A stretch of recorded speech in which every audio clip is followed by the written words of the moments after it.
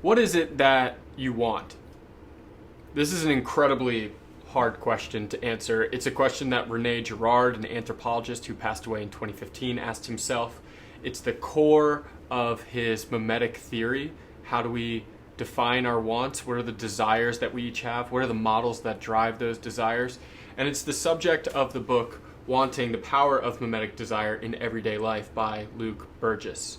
Today we're going to be walking through a number of questions from this text, 4 in specific. We're going to ask ourselves, what is mimetic theory? Walk through what is imitation, how do models drive our desires through imitation, what's the difference between wants and needs, and how does pride get in the way? Then we're going to ask ourselves, what different types of models exist in our lives? So Burgis builds on Girard's theory, which is primarily what will be in the first question.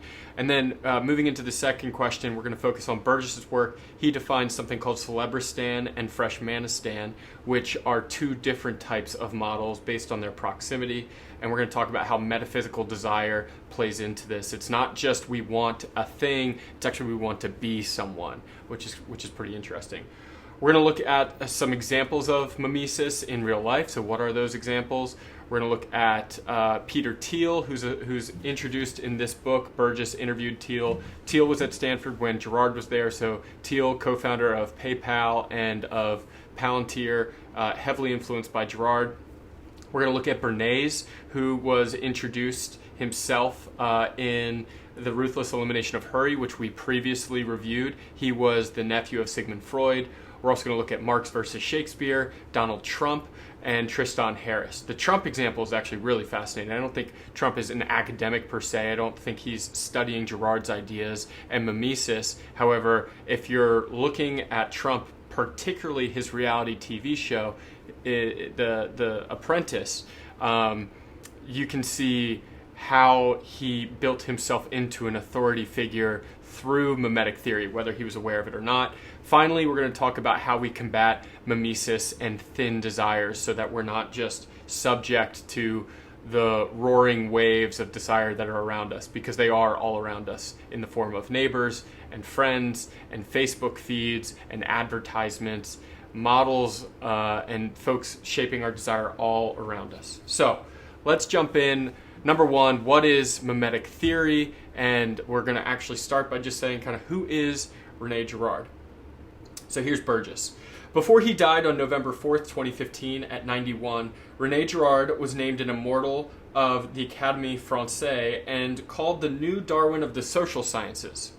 As a professor at Stanford in the 1980s through the mid-1990s, he inspired a small group of followers. Some of them believed that his ideas would be the key to understanding the 21st century, and that when the history of the 20th century is written circa 2100, he would be seen as the most important thinker of his generation, and you have probably never heard of him, end quote. I think Girard and mimetic theory has gotten increasingly popular in venture capital and startup circles, and folks like Thiel, or if you follow startup Twitter, are more so interested in these ideas. So he is getting increasingly popular, but it should be noted that he passed away in 2015, and this surge of popularity in his work just occurred within the past 2 to 4 years or so. So that is pretty interesting and speaks to what Burgis is getting at here. So let's talk about Girard's discovery, mimetic theory. Here's Burgis. Girard discovered that most of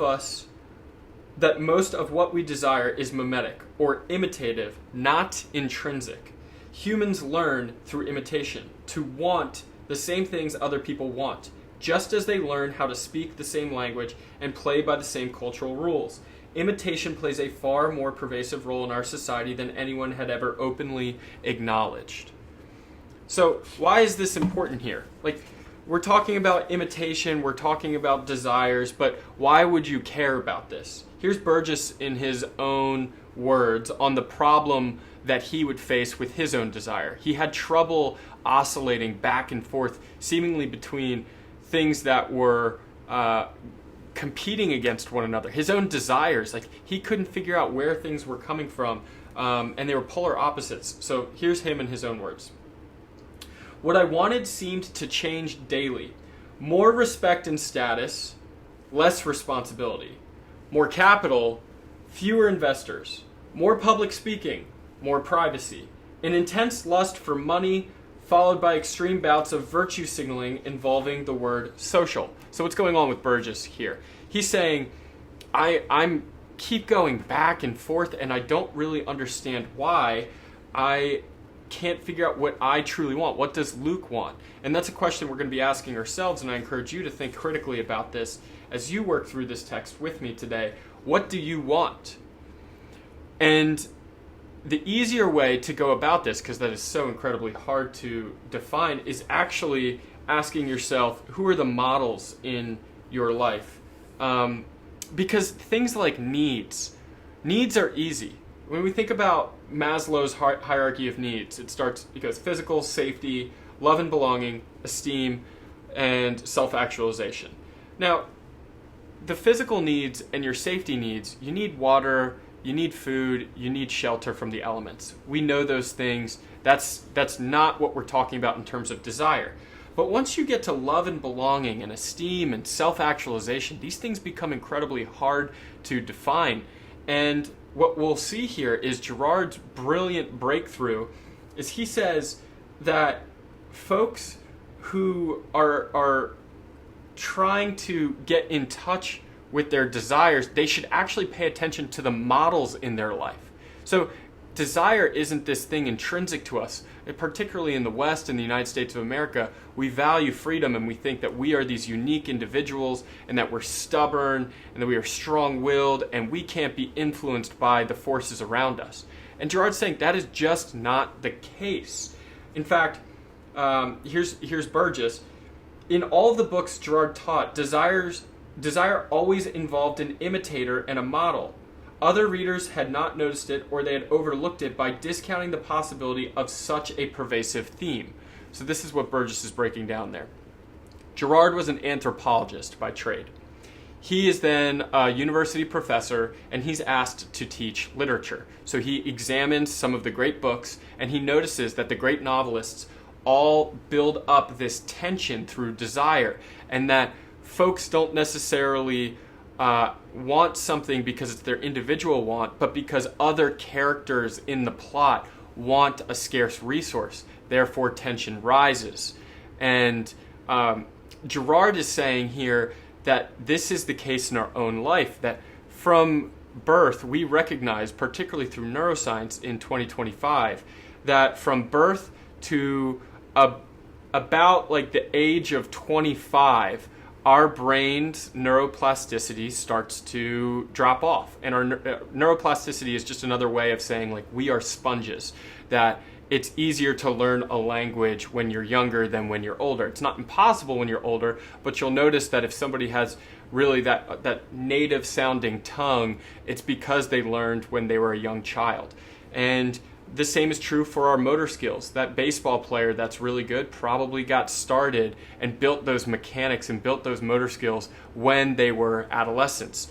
But for some reason, we act like, okay, well, now my brain is not as flexible and I'm an adult, and whether it's at the age of 18 in our legal system or 25 per neuroscience, we think, okay, I'm not a sponge any longer, and I have defined who I am as an individual, as an adult, and I'm not influenced by the things around me. Girard says, absolutely not.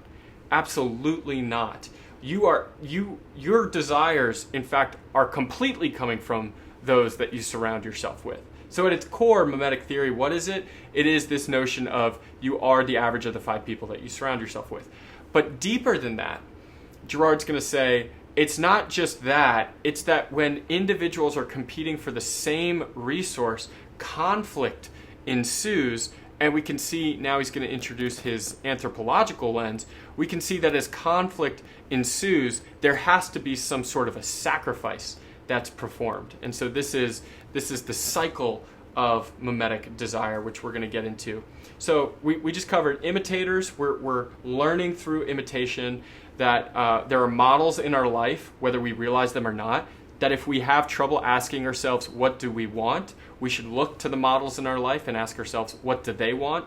suddenly we'll probably see some overlap there because we are the quote unquote average of the 5 people we spend the most time around. That pride is at hand, actually, that ultimately one of the hardest things about defining what we want and doing so through a mimetic lens is acknowledging, is having the courage to confront yourself and say, my desires are not from this intrinsic being. It's not from Josh, and that's hard to do because we really like this notion that we're unique individuals. Here's Burgis. It is models, not our objective analysis or central nervous system, that shapes our desires. End quote. So he succinctly hits on what I was talking about there. Here's something really fascinating too, and how profound some folks think that mimetic desire is to psychology. This is from James Allison. He is a Girardian scholar. He says, this draw, this movement is mimesis. It is to psychology what gravity is to physics. So if you're studying physics on Earth, gravity is the essential component to understanding the rest of the field. And Allison is saying mimesis, mimetic theory, and how models around us shape our desires, that is foundational to psychology.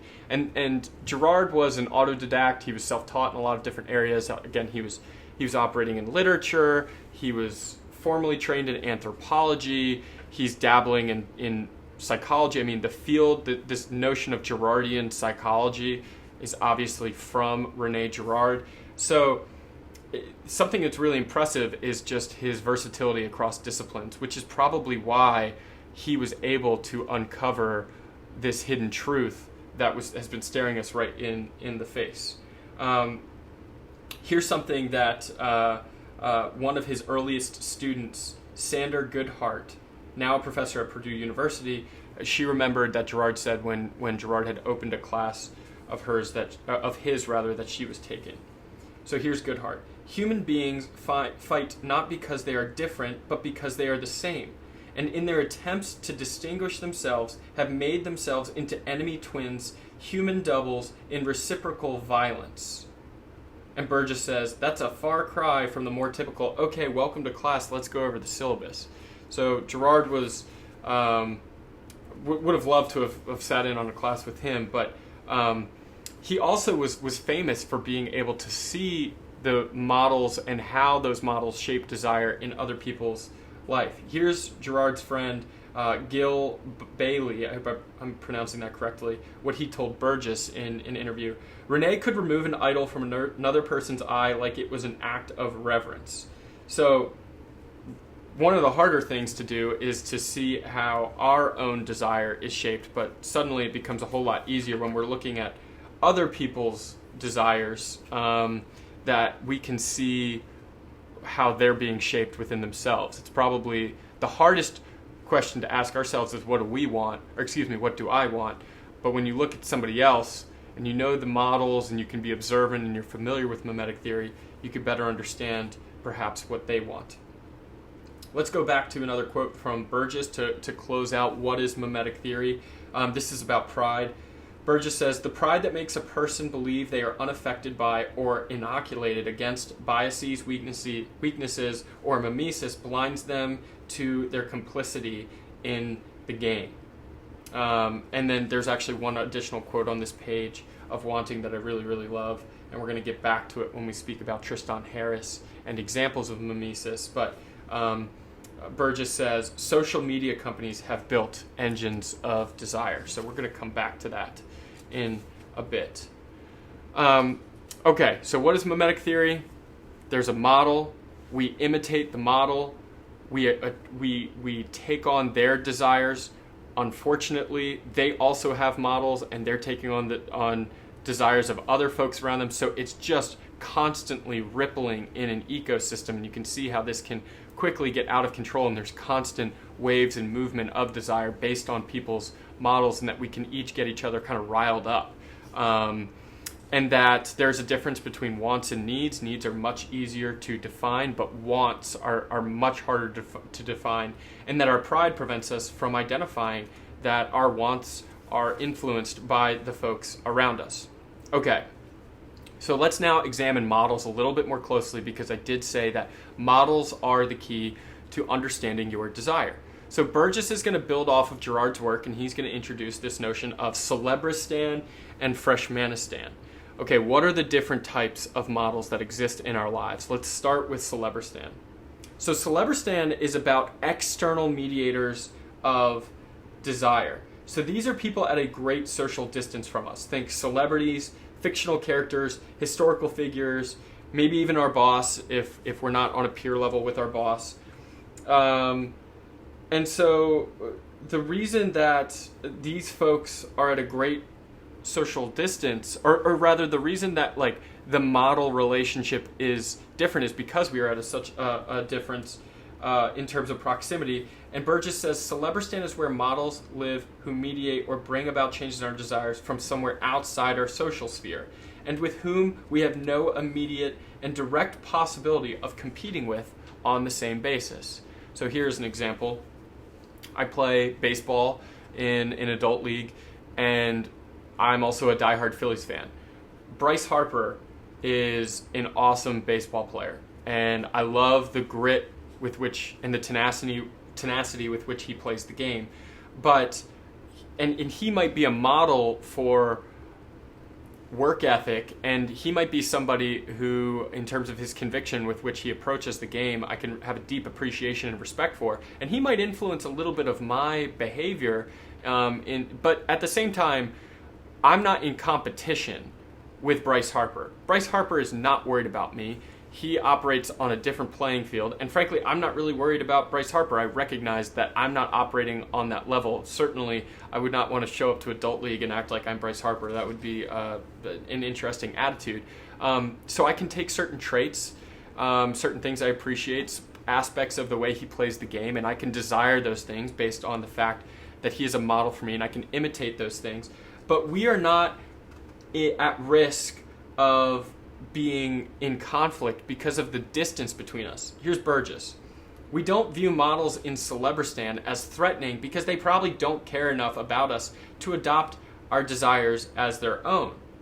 Okay, well, I've alluded to the fact that mimetic theory, and particularly cycles of mimesis, can lead to conflict, can even lead to violence, and that a sacrifice could even have to take place.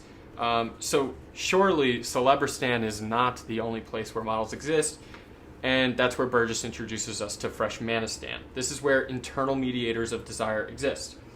Models who live in Freshmanistan occupy the same social space as their imitators. So I am not a peer of Bryce Harper's. However, somebody who he could be in direct conflict with could be Juan Soto. Juan Soto is another major league player who, when Bryce Harper did not re-sign with the Washington Nationals, Juan Soto became he rose to become the starting right fielder for the Nationals. That's where Bryce Harper used to play. In Juan Soto's first year, he wins the World Series with the Washington Nationals. So it's something Harper was trying to do. He's a major leaguer, and he doesn't get it done, and his replacement gets it done, and they're operating in the MLB at the same level. So Juan Soto and Bryce Harper, they're in Freshmanistan because they're peers. Whereas for myself, a peer would probably be more so along the lines of a friend who also plays in the baseball league that I play in. So hopefully that makes sense, that it's more so in that sphere of influence that's where conflict can really arise. Here's another interesting thing that Burgis says. This brings us to an important feature of Celebristan models. Because there's no threat of conflict, they are generally imitated freely and openly. So if it's a fictional character or a celebrity, then it's kind of it's easy to imitate them, and it's we're more maybe aware of it because our pride doesn't get in the way, I would argue, because it's not a uncomfortable thing to say I want to be like that person, because you have a great deal of respect, and in some capacity they have made it per se. Or if it's a fictional character, it's easy to say you want to emulate those qualities because you're not nervous about somebody in your direct sphere of influence being like, geez, you're kind of all over that, like trying to become like that person. I think as humans, we really value our uniqueness, and anytime we feel us threatening our own uniqueness, we draw back. But Girard's saying we are not nearly as unique as we would think. Okay. Well, why is that the case? Like, is it that Bryce Harper wants the World Series ring because it has diamonds? Is that why there's competition? I mean, yeah, I'm sure Bryce Harper does want the physical object, the ring, but it's more than just the object. It's something called metaphysical desire. It's not necessarily about having something, but rather being someone. Here's Burgis. Girard calls this striving not for any particular thing, but for some new way of living or being metaphysical desire. In Greek, the word meta means after. Aristotle had studied the physical world and learned all that he could learn about it. Then he asked, what now? He applied himself to the study of what would later be called metaphysics, which literally means after the physical. So this notion, not to hammer sports analogies too much, but like a big celebration right now, or the big saying right now, if like if Patrick Mahomes throws a touchdown, or if Steph Curry hits a three, you turn to the camera and you point at your own heart and you say, I'm him. Like, I'm that person. And really, what that person is kind of saying is like, I'm that person that you want to be. I'm that person that's going to close. I'm that person that's going to get the job done. It's not just about the ring that they're going to put on my finger. It's not just about the gold medal I just won because Steph Curry hits that three in Paris at the Olympics. Like, yeah, does Curry want that in his collection? Sure. Does Mahomes want the Super Bowl ring? Yes. Does Harper want the World Series ring? Of course. But it's really not the object, but rather amongst his community, amongst the people that are watching the sport from a distance, and amongst his peers, particularly his peers who he's competing with on a very direct level. And there's a small proximity, folks local to him are competing with him. He wants to be able to look at those folks and say, I'm the one that got this done. I'm the greatest. I'm the GOAT, the greatest of all time. I'm him. So that's kind of interesting, this notion that it's really not about competing for an object, but rather man's praise and like perception of self is really, really key here. So let's jump into some examples here to continue to build on these ideas. So we know what mimetic theory is. Right? There's an imitator and there's a model. We know the different types of models that exist in our life, both up close and from a distance, and that it's really not about competing for an object per se, but it's really about competing for who you are and how you are perceived, these metaphysical desires. And now I want to talk a little bit more about some examples here. So let's first go to Peter Thiel. His example is a little bit earlier in the book. Regardless of your viewpoint on Peter Thiel, I think you should absolutely pay attention to what I'm about to say here, because Thiel was introduced to Girard way early on while he was on campus at Stanford, and Girard mentored him. So here's Burgis. And again, I gave a little bit of background on Thiel, but Thiel, co-founder of PayPal, co-founder of Palantir, famously purchased 10% of Facebook when it was like a seed investment. So I think he put in $500,000 and got 10% of Facebook at the time. That turns into potentially the most successful investment it's like one of the legendary venture capital investments of all time, but potentially the most successful investment in terms of ROI in the past few decades, but maybe of all time. And ultimately, Thiel was using a lot of his notion of mimetic theory to understand that he thought Facebook was going to succeed. So he wrote a book called 0 to 1. I believe the subtitle to the book 0 to 1 is it's like 0 to 1 startups or how to build the future. And so basically, like, he's saying like anybody can go from 1 to infinity, can scale a company, but not everyone can go from 0 to 1 and come up with a novel idea.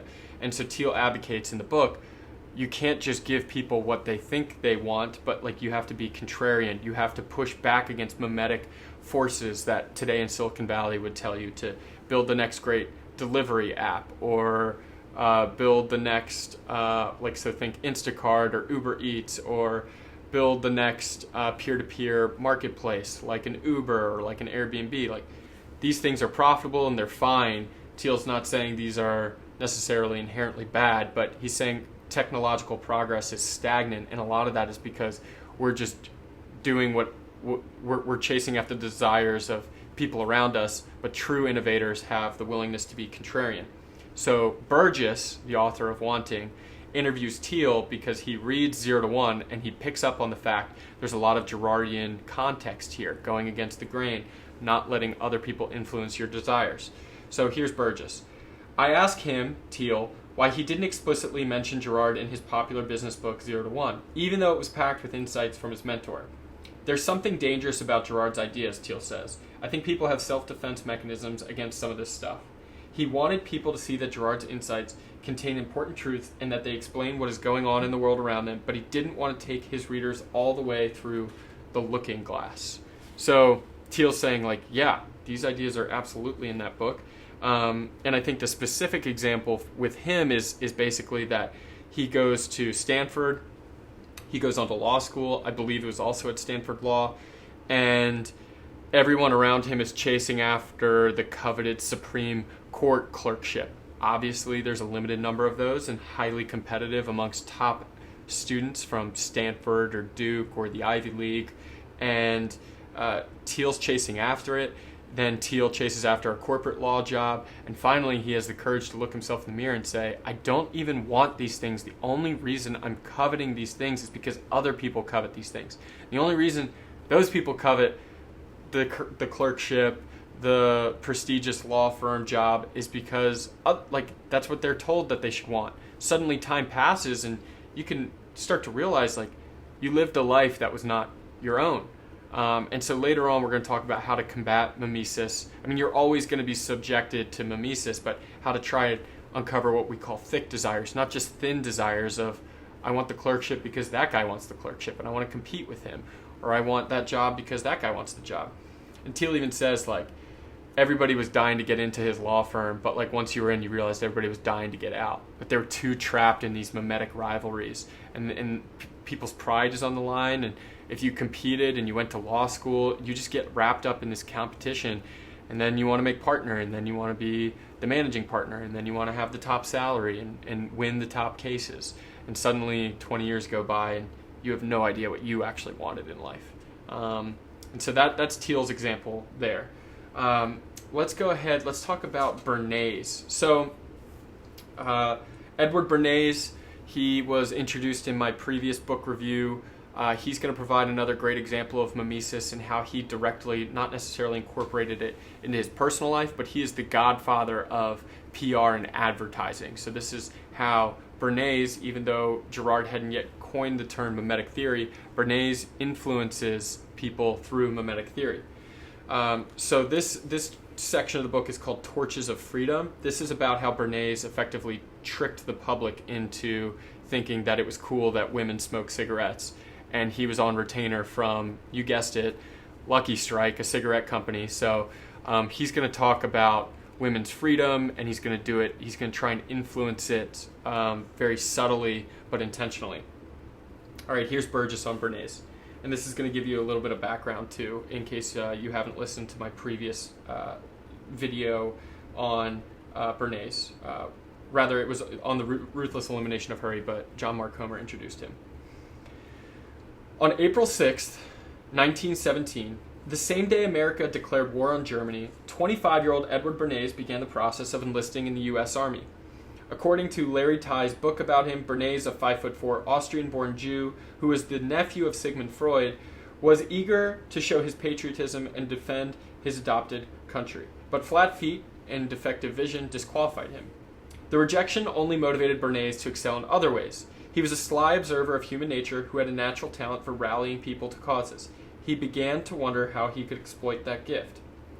4 years earlier, as the 21-year-old editor of a small medical reviews magazine, he had seen opportunities where others saw obstacles. Given the magazine's medical focus and the need to generate more interest in readers, Bernays decided to promote the controversial play Damaged Goods by the playwright Eugene Brough. It was about a man with syphilis who gives the disease to his wife, and she goes on to bear a child with the disease. The play had been banned in most places because discussing a sexually transmitted disease was totally taboo at the time. Bernays enlisted medical experts and public role models, including John D. Rockefeller, Anne Harriman Vanderbilt, and Eleanor Roosevelt, to support the play by framing it as a battle against prudishness. Despite mixed reviews, his campaign made the play enormously successful and boosted Bernays' reputation as a shrewd tactician.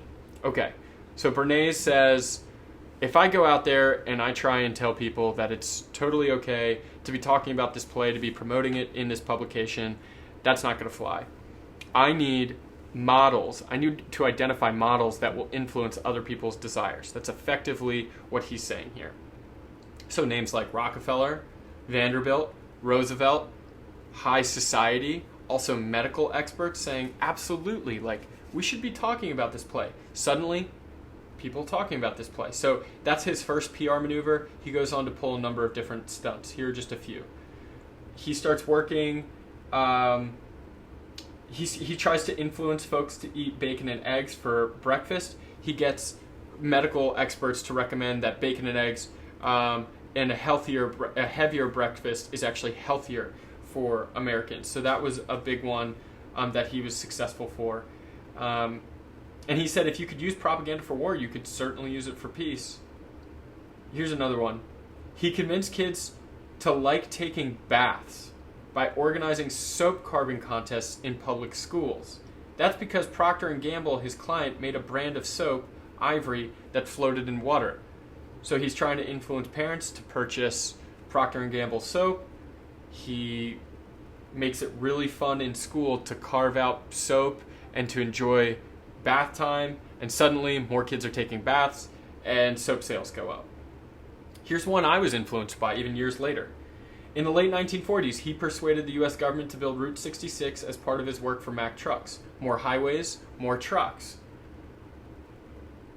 So Mack Trucks was worried about the railroads, and they wanted increased highway infrastructure so that more people would deliver goods not on railroads but with Mack trucks. But they needed the roadways. So Bernays rallies a bunch of enthusiastic motorists from driving clubs to support the building of more highways.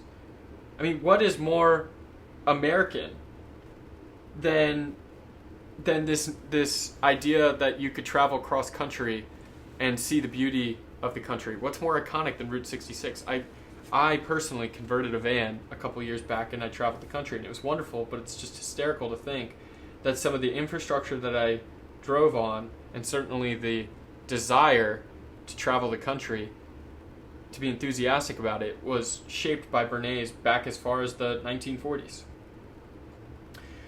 Okay, here's the Torches of Freedom one to close out, because this one might be his best one yet. So he's going to talk about the illusion of desire and how it's key to effectiveness. So the president of the American Tobacco Company, that was actually, American Tobacco Company had a strong presence in Durham, North Carolina. That's where Lucky Strike was. That's their signature brand. It was exploding, but they recognized that if women started smoking cigarettes, then they could sell even more cigarettes. So what does Bernays do? He identifies an Easter parade in New York City where high-profile women will go up and down in their Sunday best, up and down the streets, and people gather around and they look at the folks in the parade. And again, this is kind of high society folks that are walking up and down the streets. Well, Bernays plants women in the crowd to enter the roadway and start smoking cigarettes. And he plants them at various stages of the parade route so that people are joining in. And he even goes so far as to say, he says, there's a quote here in terms of the models themselves, and he's not talking about models in this context. Basically what he says is he wants to give the illusion of autonomy, and that these people are just normal women. Like, yes, they're higher society, but they're also like not overly gorgeous or beautiful, I think he says. Like, he doesn't want them to all be models. He doesn't want these to look like Celebristan, distant mediators of desire. He wants this to look like Freshmanistan and peer level mediators of desire. So he has photographers set up, and they take pictures, and it goes out in the press, and these women are all smoking cigarettes. It was a little bit taboo at the time, but he specifically had people drop this line, torches of freedom. So here's the quote from a woman in that she gave to a reporter that went out with all these photos from this parade. "I hope that we have started something," Hunt told journalists, "and that these torches of freedom," they're not just cigarettes, they're torches of freedom, with no particular brand favored. So make it subtle. Don't make it clear that this is all for Lucky Strike. Just try and benefit the whole industry. Everybody will benefit. "Will smash the discriminatory taboo on cigarettes for women, and that our sex will go on breaking down all discriminations." So this is in the time of the suffragist movement. This is 1929.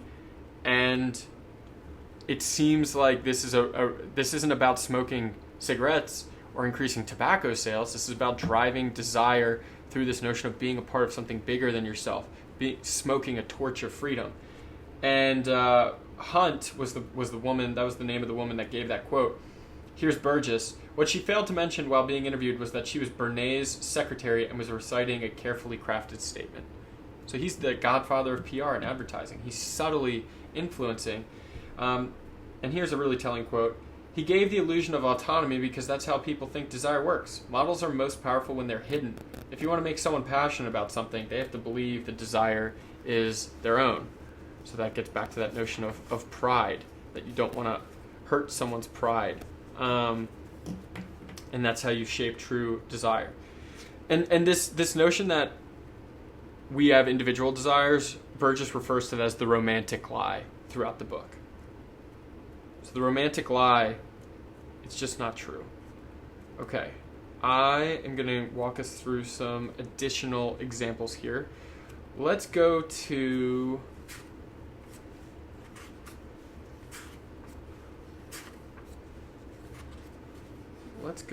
Tristan Harris.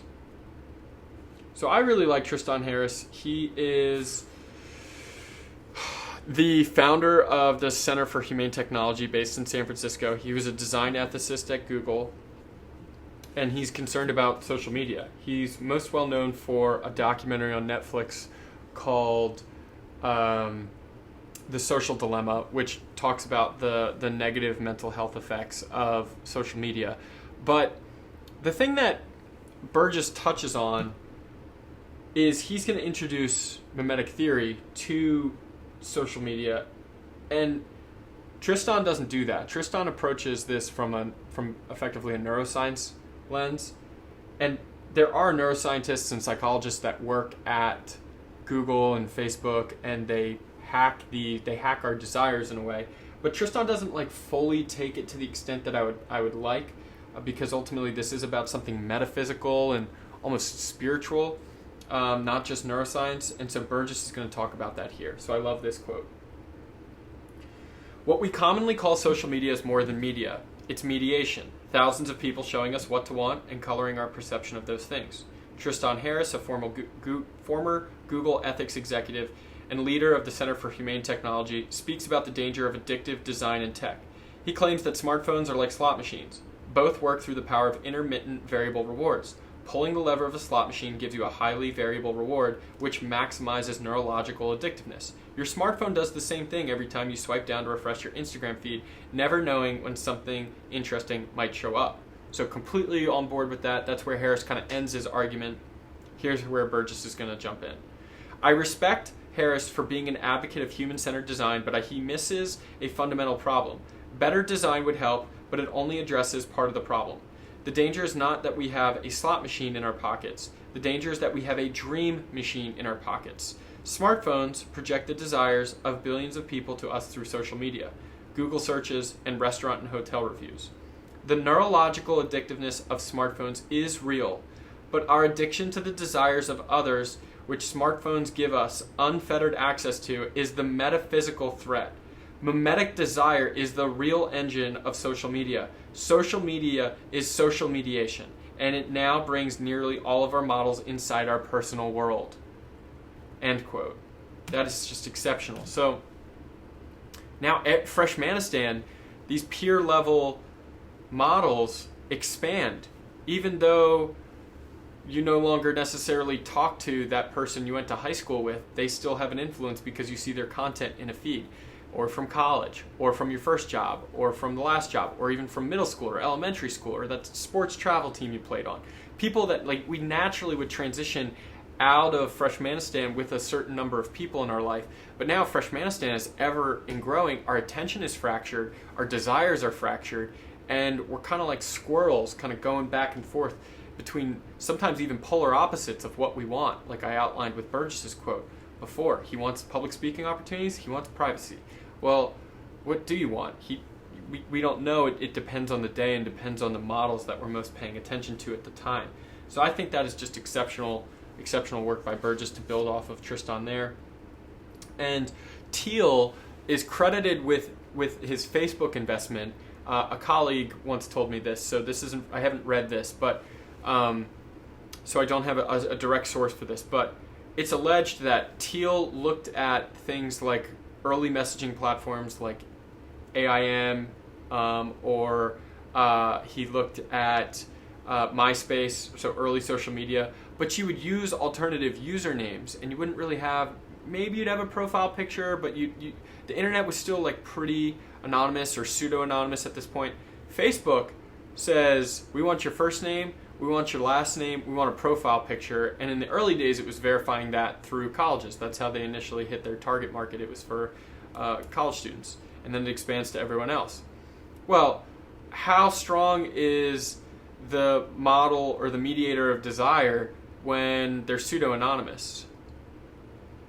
Maybe a little bit here or there. How strong's the mediator when it's that person that you grew up with, or it's your cousin, or it's your aunt, or it's your neighbor?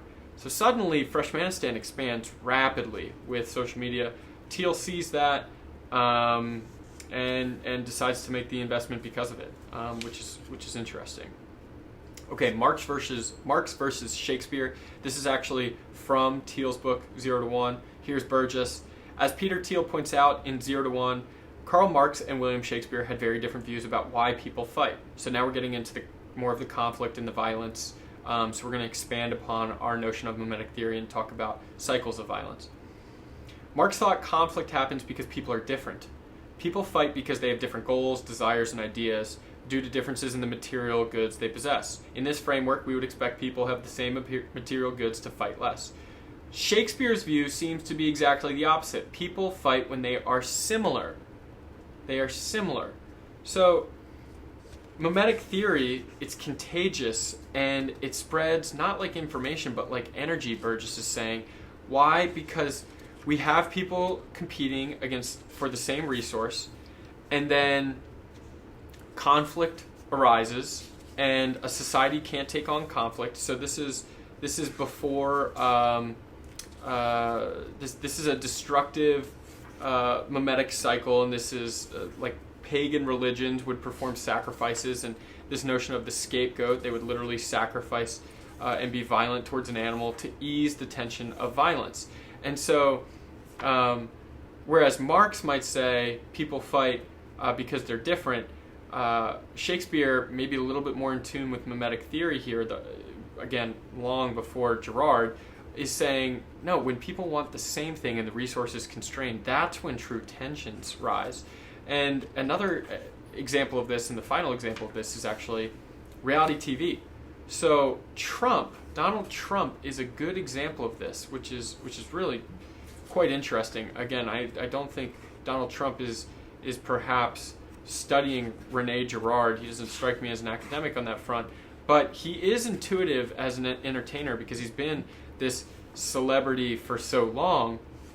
And so you ask yourself, like, well, what's the best way that you could establish yourself as a celebrity? Well, you would be the person facilitating the mimetic cycle.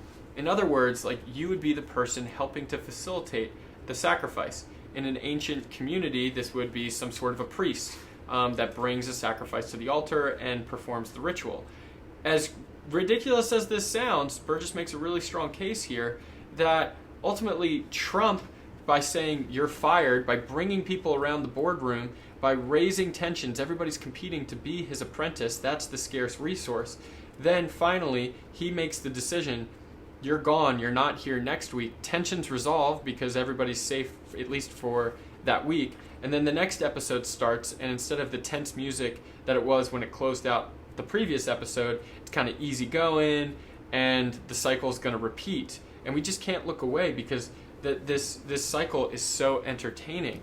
The Bachelor does it as well. But one key note here is like The Bachelor swaps out the person performing the sacrifice each season. The Bachelor or the Bachelorette, finally they make their decision, they choose their person, and then they're gone and they're off the show. What's the interesting thing about Trump?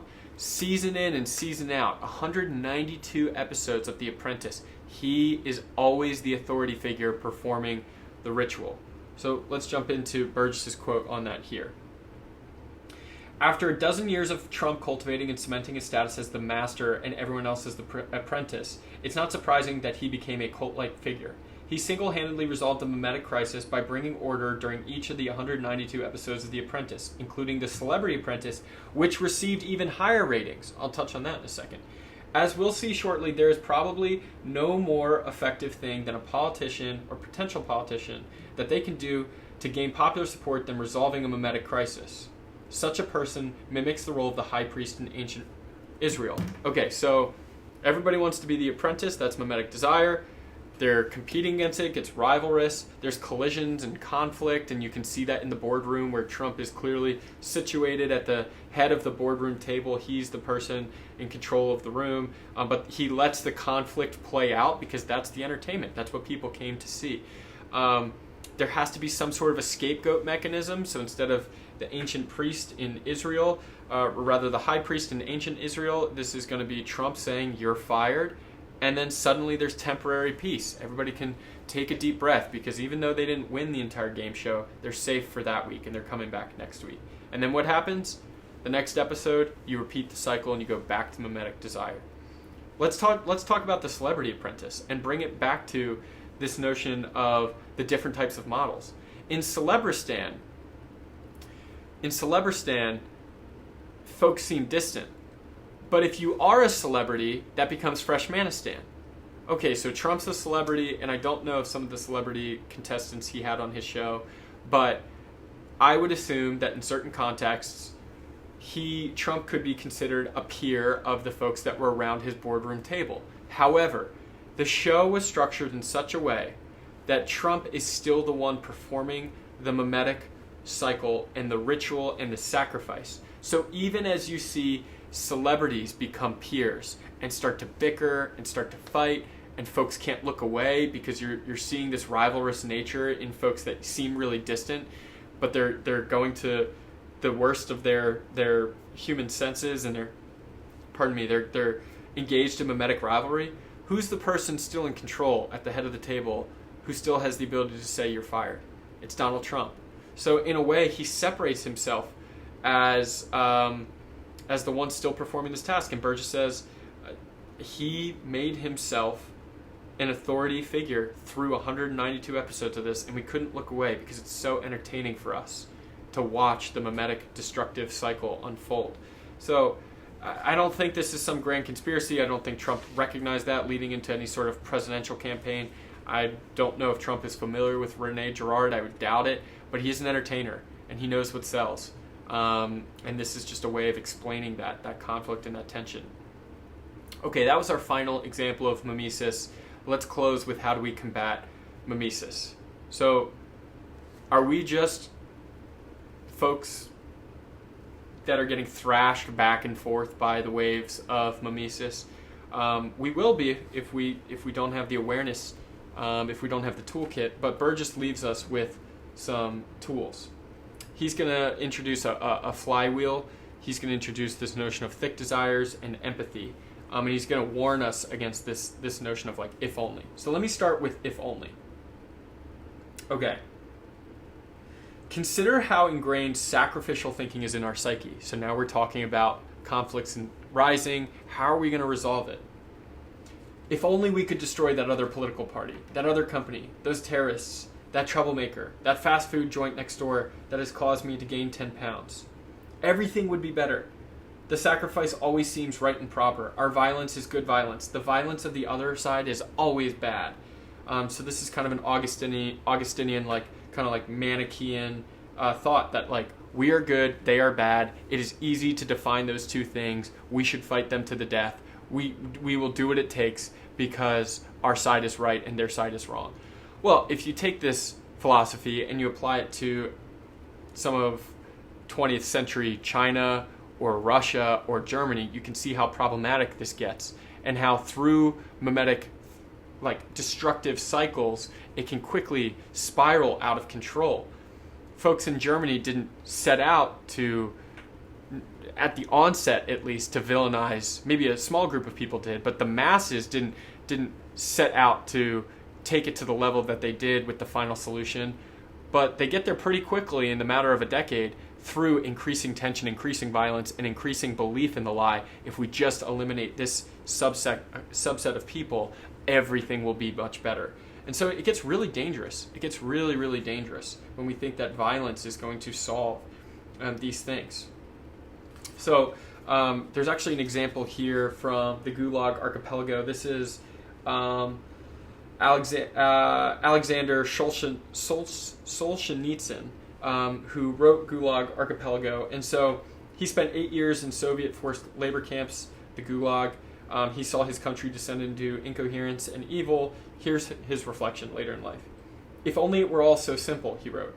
If only there were evil people somewhere insidiously committing evil deeds, and it were necessary only to separate them from the rest of us and destroy them. But the line dividing good and evil cuts through the heart of every human being, and who is willing to destroy a piece of his own heart? So even Solzhenitsyn, who was subjected to the conditions of a gulag, looks at his captors, looks at the folks that were orchestrating his misery, and he's like, yeah, if I adopt this philosophy that if we just get rid of these Soviet guards and if we just get rid of communist dictators, like if we just violently go at these people, well, we're good, they're bad, and we'll solve this. And he's saying, no, goodness and good and evil, it cuts through the center of our human hearts, and it's not as simple as good guys and bad guys, and it gets increasingly violent and more dangerous if it's just good guys and bad guys. Okay, so how are we going to diffuse the way in which mimetic theory influences us? Because clearly this is important. It can get quickly violent. Okay. Burgis is going to introduce empathy, and he's going to contrast it against sympathy. So here are his words. The word sympathy shares the same root as empathy. They both come from the Greek word pathos, which roughly means feeling or something that appeals to the emotion, according to Aristotle's use of the word. The difference between the two words is in the prefix. Sympathy starts with sim, meaning together. Sympathy means feeling together. Our emotions fuse with those of the person we sympathize with. We see things from their perspective. A certain degree of agreement is implied. So you're sort of, if you're sympathetic, you're adopting that person's desires in a way. Here's what he goes on to say. Sympathy can be easily hijacked by mimesis. Have you ever been part of a group that begins a conversation about something and rapidly coalesces around some form of agreement? Maybe about politics, a business decision, or what looks good on a menu. You find yourself nodding along, smiling, maybe even agreeing out loud. But a few minutes later, when you go home later that night, you think, hold on, do I really agree with that? And so he's saying this is how mimesis spirals out of control. You just want to blend in. You just want to adopt what everyone else is saying in agreement. And it is ultimately, it can get really, in a weird way, sympathy can be dangerous. Empathy, he makes the case, feels different. The M in empathy means to go into. It's about the ability to go into the experiences of feelings of another person, but without losing self-possession or the ability to maintain control over our responses and to act freely out of our own core. Empathy could mean smiling and giving a cold bottle of water to people collecting signatures for a petition you would never sign because it's a sweltering day and you know what it's like to be that hot. and you also know what it feels like to be that passionate about something you care about. It would not entail empty platitudes or white line niceties that we often say to people with whom we disagree. Rather, it means finding a shared point of humanity through ways which to connect without sacrificing our integrity in the process. Empathy disrupts negative cycles of mimesis. A person who is able to empathize can enter into the experience of another person and share her thoughts and feelings without necessarily sharing her desires. An empathetic person has the ability to understand why someone might want something that they don't want for themselves. In short, empathy allows us to connect deeply with other people without becoming like other people. So I feel like that's what we're getting at here, is like, we want man's praise. We want folks to be in what we view as harmony and an agreement. But suddenly, if you're sympathetic to a cause that's not your own and it continues to spiral, but you continue to be sympathetic because you don't want to be cast out, groupthink takes hold and violence can ensue, particularly as tensions build. Here's just like a freebie I'm going to throw in there before we get to thick desires, which is another way, in addition to empathy, that we can combat thin desires and cycles of mimesis, negative cycles. Burgis says, and this is a warning to me, entrepreneurship has many recognized occupational hazards, from mental health risks to burnout to substance abuse and financial instability. None is so conspicuously absent from public discourse as envy. That one is fascinating, because it's not just communist China or like Mao's reign in China or Stalin's reign in Russia or Hitler's reign in Germany. Those are very extreme examples of negative cycles of mimesis, but what about in your locale, where you operate? Startups and venture capital are a bit of a game, like most things. And startups are at great risk of mimesis, which maybe won't result in the persecution of people, but can result in the destruction of one's own business that they built.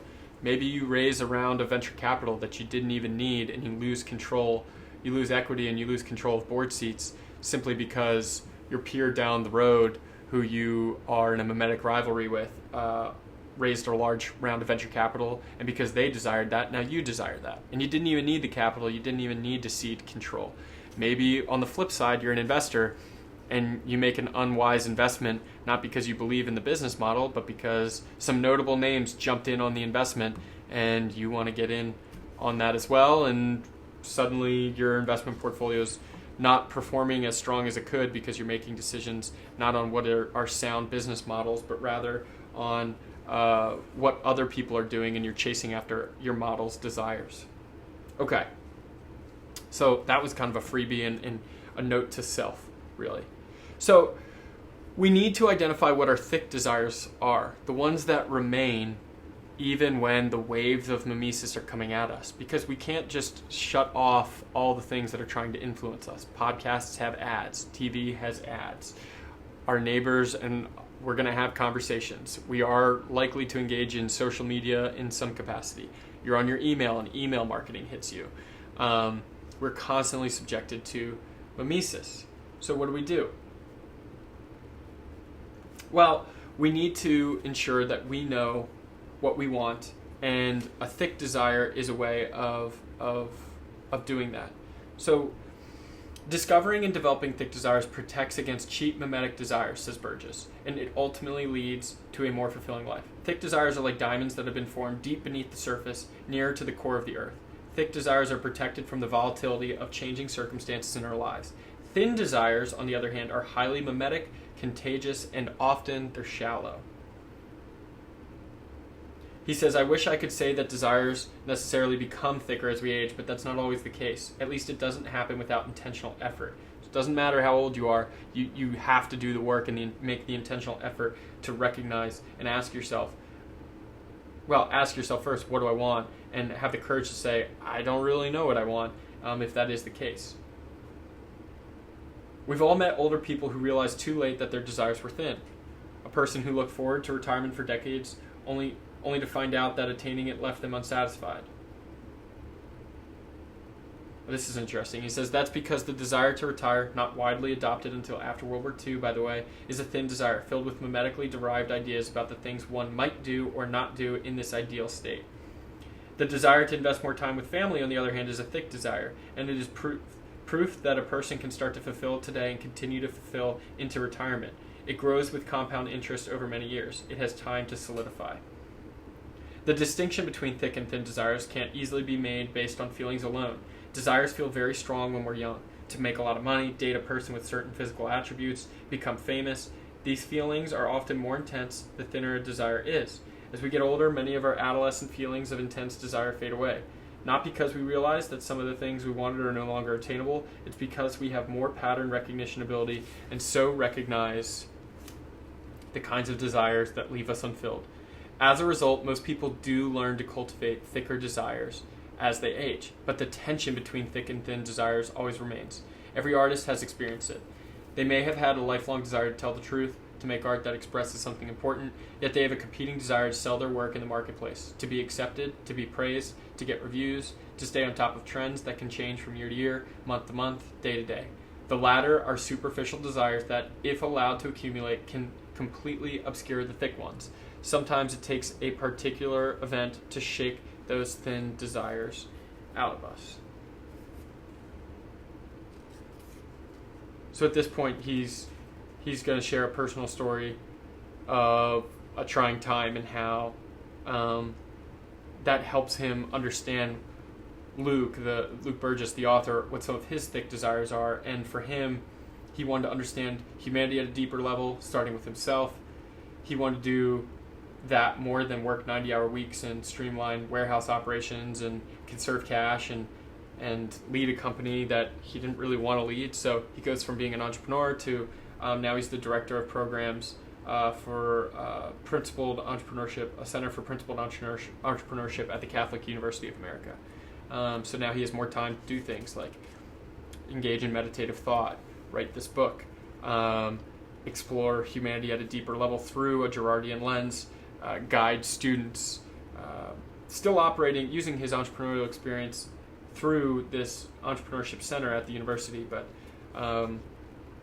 pursuing a different path than 90-hour work weeks and operating a business. So we need to be empathetic. We need to pursue thick desires in order to combat mimesis. Okay. We're headed to the close, which is a lot of fun.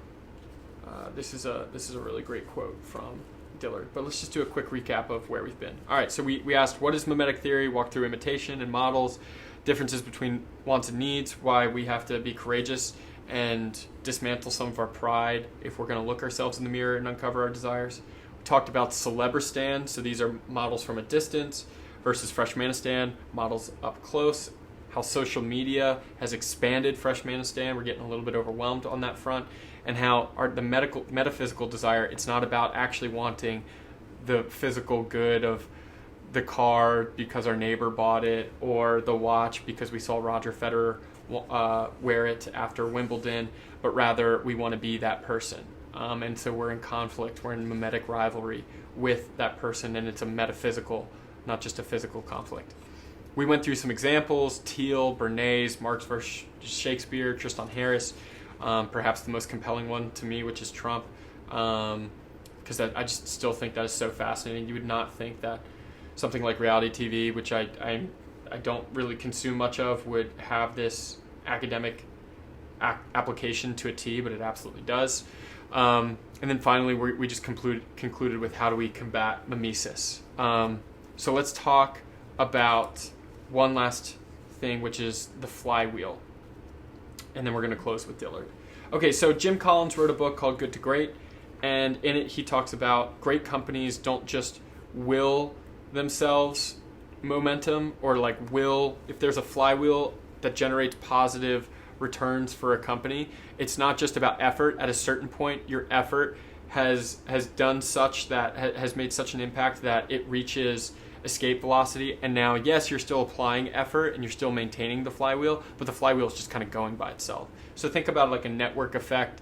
For Facebook, I think their rule was if somebody makes 5 friends on the platform and posts 3 times, I can't remember the exact metric, but they had a network effect metric where if they could get each user to do that, then they were going to take off. They weren't just going to make an account and then never log in again. They weren't just going to make an account and delete it. They're going to make an account, engage with people on the account, and then, largely driven by this engine of desire, because they desired to see other people's desires, they're going to talk to their friends about getting on Facebook.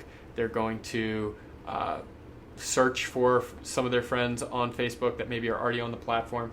And so you reach escape velocity. It's no longer the engineers or the product managers at Facebook that are just having to will people to get on their platform. It's reached this network effect, and the flywheel's going by itself. So Burgis likes that concept here from Jim Collins, and he's like, okay, now that we know about mimesis, now that we know about thick desires and goals that are worth going after, like, let's apply this flywheel concept to our own lives in a positive way. Like, yes, mimesis tells us a lot about conflict and tension and violence, but also it can tell us a lot about things that are really wonderful in our life, and how we can structure ourselves to accomplish hard things, structure our desires. So, searching for that now. I'll introduce the concept while I'm still looking for the specific spot in the book, but he talks about physical fitness. Here it is. So here's the flywheel concept in regards to how do you build positive momentum for being fit. Okay, so you've got a desire to be fit. So we can apply the flywheel concept. Number one, I want to start working out because my friend started a new workout program and looks great. So this does start with your friend is your model and now has cultivated a desire with you.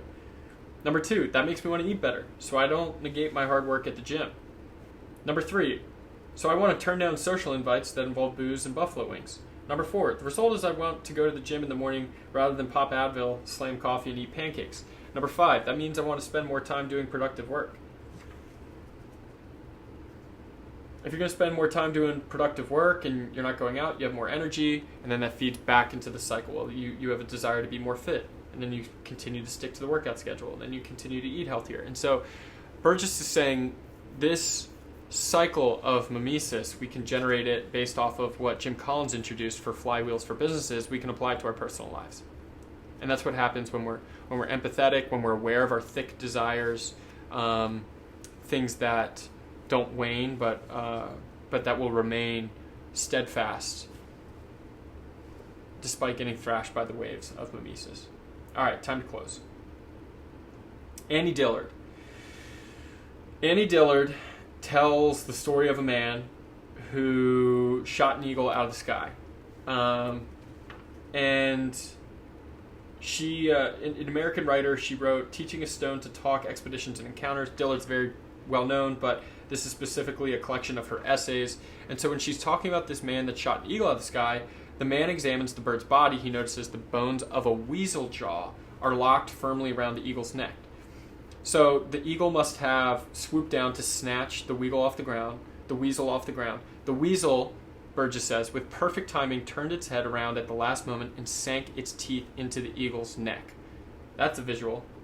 The weasel tightened its grip on the flesh of the eagle's neck as the bird flew high into the sky until eventually, who knows how long, that weasel was dangling from the eagle's neck. Either the eagle or the wind picked the weasel's dry bones apart, and there was nothing left but the remnant of a jaw. Here's what Dillard says, based on this story.